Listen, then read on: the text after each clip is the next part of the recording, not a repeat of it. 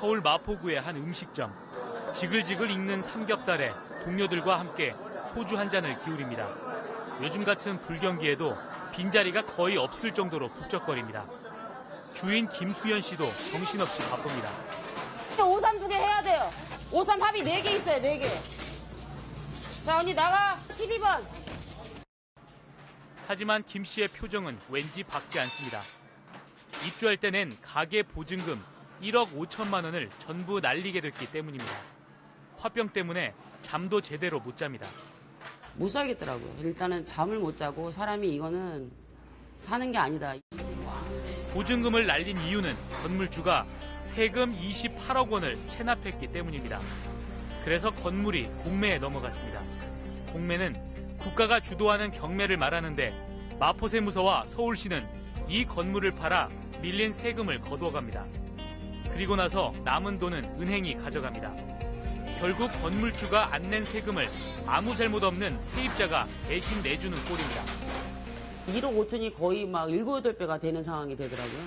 그러니까 그거에 대해서 처음 이거 이 일을 알고 3달 동안은 정말 미친 듯이 막 알아보고만 다녔는데 이제 수습하려고 그래서 이제 살던 집 다 내놨고 부모님 집 처분하려고 내놓고. 세금을 체납한 건 건물주인데 결과적으로 그 책임은 세입자가 져야 한다. 이런 경우가 있나 싶지만 현재 우리나라 법이 그렇습니다. 국세와 지방세는 다른 채권보다 우선 징수한다고 돼 있습니다. 지금도 수많은 세입자들이 이런 사실을 까맣게 모른 채 어느 날 갑자기 김 씨 같은 황당한 일을 겪을 수 있는 겁니다. 김 씨가 이 건물에서 상가 계약을 한 건 6년 전. 당시 확정일자도 받았고 등기부 등본도 꼼꼼히 확인했습니다. 은행에 질권 설정이란 것도 했습니다. 집주인 계좌에 질권 설정을 하면 법적으로 보증금과 월세를 보호받을 수 있습니다. 은행도 그렇게 설명했기 때문에 한 번도 의심하지 않았습니다. 매매 계약이나 임대 계약을 수십 차례 여러 번 해봤어서 부동산 중개업자가 꼈고 그다음에 은행이 꼈고 건물주가 있고 신탁회사가 있었기 때문에 보증금에 대해서 불안하다는 생각은 전혀 안 했죠. 그런데 작년 1월 상가 보증금에 압류가 들어왔습니다. 압류를 해온 곳은 마포세무서와 서울시. 건물주가 상가 운영이 안 된다며 부가가치세와 지방세 등 세금을 안 냈기 때문입니다. 45개가 상가가 미분양이 났습니다. 그러다 보니까 그거에 대해서 재산세 이런 걸 안 내다 보니까 그거 나온 건데. 그래도 김 씨는 자신이 상가를 계약한 건 2010년으로 압류가 들어온 날보다 5년이나 앞섰기 때문에 세금보다 우선해 자신의 보증금을 지킬 수 있을 거라고 생각했습니다. 그런데 그렇지 않았습니다. 압류된 날짜는 전혀 상관없고 건물주가 세금을 안 내기 시작한 시기가 기준이 된다는 것. 이 건물의 경우 세금 체납이 시작된 건 2009년. 즉, 김 씨가 가게를 계약하기 전인 2009년부터 세금이 체납됐기 때문에 세금이 보증금보다 우선이라는 겁니다. 이렇게 되면 계약할 때 확정일자를 받았더라도 질권 설정을 했더라도 아무 소용이 없게 됩니다. 세무서는 세금을 효과적으로 거두기 위해서라고 말합니다. 억울하게 이렇게 이제 쫓겨나신 분들에 대해서는 개인적으로 정말 미안한 생각인데 이 국가도 또 세금을 받아야지 운영을 하니까. 이 건물 다른 가게들도 마찬가지. 추어탕집과 한식당, 스크린 골프장과 자동차 대리점까지 67곳이 각각 수억 원대 피해를 봤습니다. 그나마 다른 상점들은 2013년 월세 압류가 들어온 날부터 월세를 내지 않아서 피해를 줄였습니다. 어차피 보증금을 돌려받을 수 없다는 걸 알고 차라리 월세를 안 내고 보증금에서 차감해 조금이나마 손해를 줄인 겁니다. 진짜 막말로 아무것도 안 돼서 나 지금 알고 지금 나간다 그러면 나가서 불이라도 질릴 거야. 내일 뭐 이래도 지금 저래도 죽는 건데 뭘. 방법이 없잖아요. 결국 월세까지 꼬박꼬박 낸 김 씨 가게와 자동차 대리점이 가장 큰 피해를 보게 됐습니다. 보증금 떼이는 것으로 끝나는 것도 아닙니다. 다음 달 공매가 진행돼 건물주가 바뀌면 세입자들은 수억 원대 보증금을 또 내고 장사를 하거나 아니면 수억 원대 권리금마저 못 받고 건물에서 쫓겨나야 합니다. 힘들지. 다 마찬가지. 그러니까 아무것도 없어요. 여기 가게 하면서 한 7, 8억 이상 보내봤을 거예요. 이런 억울한 피해는 주택에서도 마찬가지입니다. 경기도의 한 아파트. 김종분 씨는 150제곱미터짜리 큰 집에서 전세로 살다 3년 전 쫓겨났습니다. 집주인이 세금을 체납해 집이 공매로 넘어갔고 김 씨는 전 재산이었던 전세보증금 1억 6,500만 원을 한 푼도 못 받았습니다. 사정이 딱하다며 새 집주인이 이사 비용으로 건네준 200만 원이 김 씨에게 남은 돈 전부였습니다. 그때는 마음이 많이 아팠고요. 이걸 어떻게 해야 되나 정신이 하나도 없었어요. 어떻게 할 수도 없었고 또 어디다 도움을 요청할 만한 데도 없었고. 김 씨는 지금 컨테이너로 지은 허름한 원룸에서 살고 있습니다. 예전에 살던 대형 아파트와는 많은 게 달라졌습니다. 이마저도 2년 동안 사글세를 전전하다 가족과 지인들에게 전세금 3,500만 원을 빌려 어렵게 들어온 겁니다.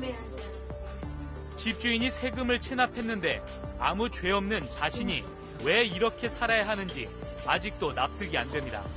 너무 억울해서 아파트를 공매한 시청에 따졌다가 더 큰 상처만 받았습니다. 이 돈이 전부인데 어떻게 살으라고 이렇게 힘들게 만드냐고 따졌죠. 그러니까 뭐래요? 그런 사람이 많답니다. 이런 사람이 많게 지금 이 시청에서 이렇게 사람들을 많이 다 거지 만들고 있는 거냐고 제가 따졌어요. 그러니까 뭐래요? 그렇게 말씀하시면 안 된대요. 이들의 사연을 그저 운이 나빠서 당하는 일이라고만 넘길 수 없는 이유는 언제 누구에게든 이런 일들이 일어날 수 있기 때문입니다. 결국 세입자 입장에선 집주인이 세금을 성실하게 내고 있는지 미리 확인하고 계약해야 하지만 문제는 그걸 알아낼 방법이 없다는 겁니다. 경기도에 사는 박모 씨 부부도 조만간 쫓겨나게 생겼습니다. 이 집 주인도 세금 7천만 원을 체납해 집이 공매에 넘어갔습니다. 세금 체납액도 크고 은행 융자도 많아서 전세보증금 1억 2천만 원의 절반도 못 건질 것으로 예상됩니다. 공매 절차가 마무리되면 곧바로 이 집에서 나가야 합니다. 피해액이 이제 상당히 커졌고 결혼해서 지금까지 모았던 돈인데 이제 내가 뭘 잘못해서 날린 게 아니라 다른 사람으로 인해서 날아가 버렸으니까. 집주인의 세금 체납 사실도 내 보증금보다 집주인 세금이 우선이라는 사실도 집이 경매로 넘어간 이후에야 처음 알았습니다. 당연하죠. 저는 몰랐죠. 이게 만약 알았으면 누가 이 집을 들어오겠어요. 집주인의 납세 사실은 등기부 등본에 표시가 안 되기 때문에 세금을 내고 있는지 밀리고 있는지 세입자는 확인할 방법이 없습니다. 아무리 조심한들 예방할 수 없는 겁니다. 공인중개사도 등기부 등본상을 보고 이렇게 뭐 이렇게 대출이라든가 권리관계가 깨끗하면 그거를 믿고 이제 계약을 하는데 지금 이제 확인만? 네, 확인할 방법이 없습니다. 박 씨는 소송이라도 해보려 했지만 곧 포기했습니다. 법이 그러니 국가를 상대로 소송해봐야 패소할 게 뻔하고 집주인을 상대로 소송해봐야 대부분 체납자들은 자신의 명의로 된 재산이 없어 받을 길이 없단 겁니다. 스마트폰에 집주인이 잘 사는 듯한 사진들이 올라올 때마다 속상하지만 국세청도 은닉 재산을 못 찾았다고 하니 의심만 할 뿐 방법이 없습니다. 지금은 좀 막막해요, 사실. 집은 좀 알아보셨어요? 근데 지금 알아보고 있죠. 계속 월세로 알아보는데 만만치 않죠, 월세도. 보증금이 많이 약하면 월세가 뭐 한 달에 거의 뭐 돈백돈이니까. 이런 피해는 주변에 의외로 많습니다. 제 세무 담당 직원이 결혼 초창기에 이 일을 당했더라고요. 근데 세무사가 저보다는 세법을 더 잘 알잖아요. 그걸로 압류가 돼서 자기가 그냥 파산 신청을 할 수밖에 없었다고. 집주인의 세금 납부 여부를 알아볼 방법이 없다 보니 법이나 부동산을 잘 안다는 세무사와 법무사, 금융회사 직원 할 것 없이 세입자라면 누구나 당할 수 있는 겁니다. 저도 한번 경험이 있거든요. 재산다 미리 빼돌리고 저도 그런 경험이 있어요. 저같이 도 사실은 쉽게 그러니까 나쁜 건물주를 만나면 그렇게 되는 거라서. 한 법무사는 전세금을 2억 넘게 날린 뒤 국민권익위원회에 민원을 제기했고 권익위는 국토해양부와 기획재정부 등에 관련 법령을 개정하라고 권고하기도 했습니다. 법제처도 이 법이 헌법에 불합치한다는 보고서를 내기도 했습니다. 그런데 왜 달라지는 건 없을까? 지난 2013년 국회의원 15명은 부동산 계약을 할 때 집주인의 세금 체납 사실을 공인중개사가 대신 확인할 수 있게 하는 법률 개정안을 발의했지만 정부의 반대로 결국 통과되지 못했습니다. 계약 전 집주인이 세금을 체납했다는 사실을 미리 알 수 있는 법안이지만 개인정보가 침해될 수 있다는 게 반대 이유였습니다. 악용될 우려가 있다 뭐 이러는데 어쨌든 선의의 피해자가 없도록 해야 될 거 아니겠어요? 제가 보기에는 악용될 가능성은 거의 없다라고 보는데. 개인정보에 악용될 우려가 있다면 세금을 내면 되는 거잖아요. 맞습니다. 지금도 세입자가 집주인의 동의를 얻으면 체납 사실을 열람할 수 있는 제도가 있지만 실제 동의해주는 집주인은 거의 없어서 있으나 마나한 제도입니다. 어떻게 물어봐야 기분 나빠할 수도 있습니다. 그리고 집주인한테 물어본다고 집주인이 얘기하겠어요? 그걸 요구한 사람이 있었어요. 그래서 그 뭐 지방세나 이제 뭐 국세, 체납, 연체 사실 확인서를 좀 요구를 했더니 굉장히 기분 나빠하셔가지고 계약을 못한 경우도 있었어요. 최근 이 같은 세입자 피해가 속출하자 세금 징수를 방해하지 않는 범위 내에서 전세금을 압류하지 못한다는 내용의 법률 개정안이 올해 1월부터 시행 중입니다. 하지만 체납한 집주인의 다른 재산을 추적해보고 정말 없을 때만 세입자 보증금을 징수하란 얘긴데 현실에선 도움되지 못합니다. 대부분 실제 재산이 없거나 다른 사람 명의로 재산을 돌려놓는 경우가 많기 때문입니다. 저도 최근에야 이런 사건들을 좀 접합니다. 어찌 보면 사실 신종 사기죠. 임대인들이 저지르는 신종 사기죠. 체납 세금을 보증금으로 갚아버리는 꼴이지 않습니까? 우리 법에는 밀린 세금을 걷더라도 체납자의 생계 유지에 필요한 비용이나 석 달치 식료 등은 압류가 금지되고 체납자의 월급과 연금, 상여금과 퇴직연금 등은 50% 이상 압류하지 못하도록 돼 있습니다. 세금 체납자라 하더라도 최소한의 삶을 꾸릴 여지는 남겨놓겠다는 보호장치입니다.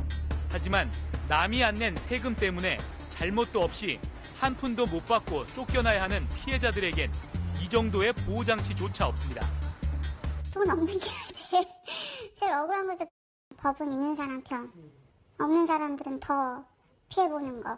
이런 일 겪고 내가 이렇게 아등바등 여기저기 알아봤는데 나한테 도움되는 법은 하나도 없으니까 이게 뭐 이런 세상이 다 있나? 안 낸 세금을 찾아내 징수하는 일은 국가의 가장 중요한 행정 가운데 하나입니다. 하지만 남의 잘못 때문에 전 재산이나 다름없는 상가 보증금과 전세 보증금이 국고로 들어가는 걸 지켜보고만 있어야 하는 서민들의 처지를 이대로 둘 수는 없는 노릇입니다. 국회와 정부가 서둘러 해법을 찾고 이를 법에 반영하길 기대합니다.